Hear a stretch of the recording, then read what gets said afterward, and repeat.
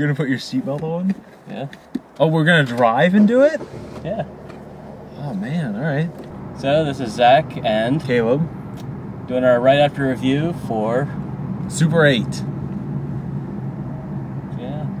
Super 8 is basically the story of a bunch of kids that discover something. Yeah. So we can't really talk about the story like at all. So yeah, it's mostly a pretty big mystery. But it's obviously some kind of monster. And these kids or is it? Know about it. Then the Army gets involved, like about every... the Air Force. I think you mean the Air Force. The Air Force gets involved. There were some cliches. But I thought it all fit. Yeah, it was a good movie. I liked it. Yeah. I said right away, I did like it. My biggest concern with it going in was that there were so many child actors. They can be really bad. Or really good. In this case, I thought they were really good. Yeah, I liked all of them. They were funny and they worked well together. It's very character driven. That's one of the reasons I liked it a lot. It's all about the characters. Can't really talk about the monster very much. Or is it a monster? Don't know. You'll have to find out. You have to watch it. Before we went into this, I did hear that was pretty much a mashup of E.T. and Cloverfield. I'd throw in Close Encounters of the Third Kind as well.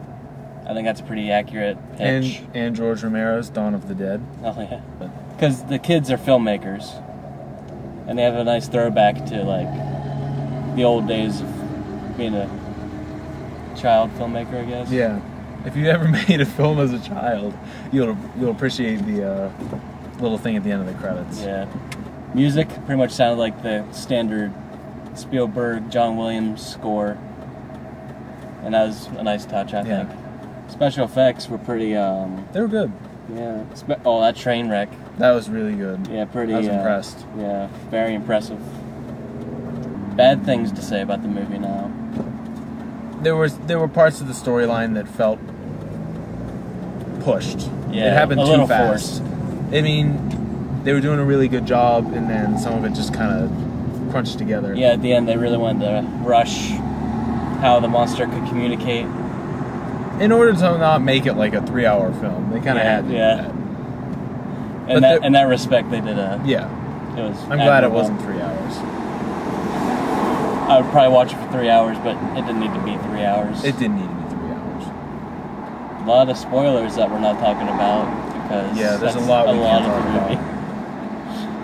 If you watched Cloverfield, then you know what it's like to give away spoilers when you're trying to talk about something without spoiling it. That's about what we got here. Yeah. Still worth seeing. That's the best thing I can say about it. I would recommend it. Oh, yeah. Why were they transporting it?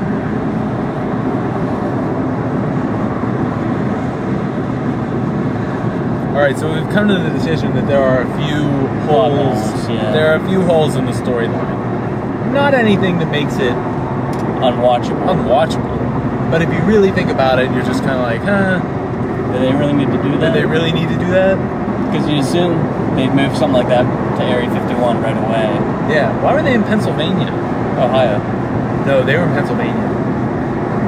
The license plate said Ohio. Oh, yeah, it did. Well, it is Ohio. I've got nothing against Ohio. It's just supposed to be funny. It's not. Alright, whatever. Don't put it in there. So what's the final verdict, Zach? I feel guilty, but I'm gonna have to give it a 4. I feel gonna give it 2. I think it's a 4.5 movie, but I have to give it a 4 for me. Okay. Yeah. How about you? I'm gonna give it a 4. And that was in my head before you said that. I'm not just copying him. Great minds think alike. And us.